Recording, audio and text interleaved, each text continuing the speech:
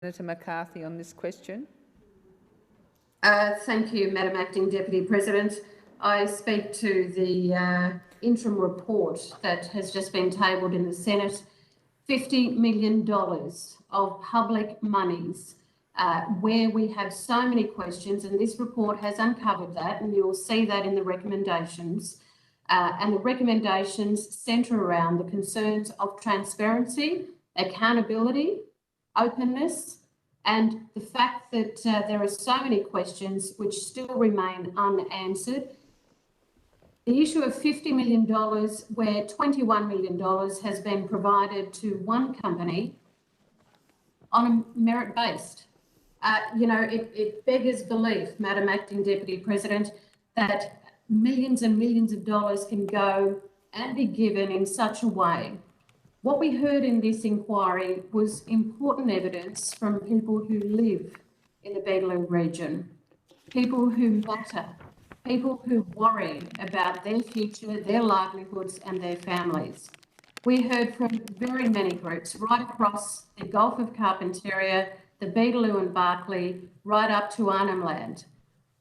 These concerns are very real. Witnesses gave evidence where they have not had the opportunity to do so before. These witnesses matter. We had a witness who comes from the Borroloola region and the Beetaloo region who now is in Dubai, unable to get back to Australia. Her evidence spoke very strongly about the importance of being accepted as traditional owners. These were questions that we were able to also put to the Northern Land Council, which is responsible for being able to look and talk with traditional owners to not influence in any way their decisions, but to ensure that they are aware of what it is that they're agreeing to or not agreeing to. And these processes we have seen took place from back in 2011, Madam Acting Deputy President, 2011. Even then, families were unaware of what it was that they were agreeing to. And these were the statements that were coming through from the older generation and now the younger generation of people who live in the region, in particular the First Nations people. The fact that $50 million could be so better spent elsewhere was also an important piece of evidence that kept coming through time after time with witness after witness. But perhaps the most important thing, or one of the most important things, is the role of the Parliament and the role of the scrutiny of funds and the role of how money is given or gifted.